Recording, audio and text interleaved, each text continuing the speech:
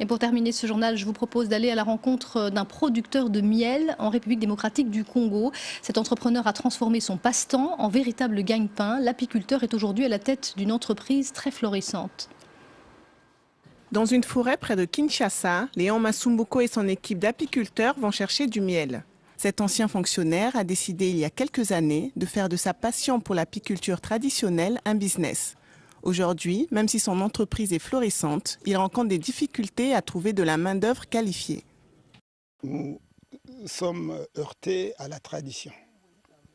Les gens sont habitués à tuer les abeilles, à faire la chasse au miel. Maintenant, il est question d'abord de pouvoir les convertir d'apiculteurs cueilleurs de miel en apiculteurs professionnels.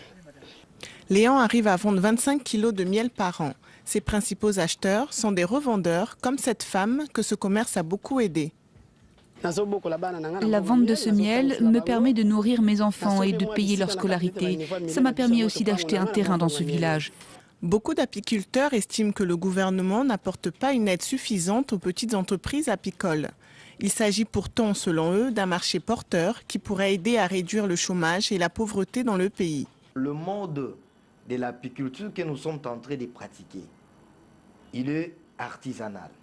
La population qui fait cette activité est d'abord pauvre.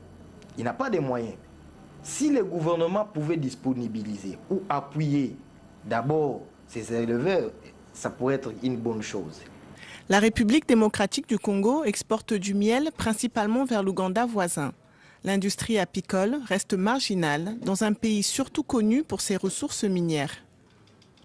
Et c'est la fin de ce journal de l'Afrique. Restez avec nous, l'information continue tout de suite sur France 24.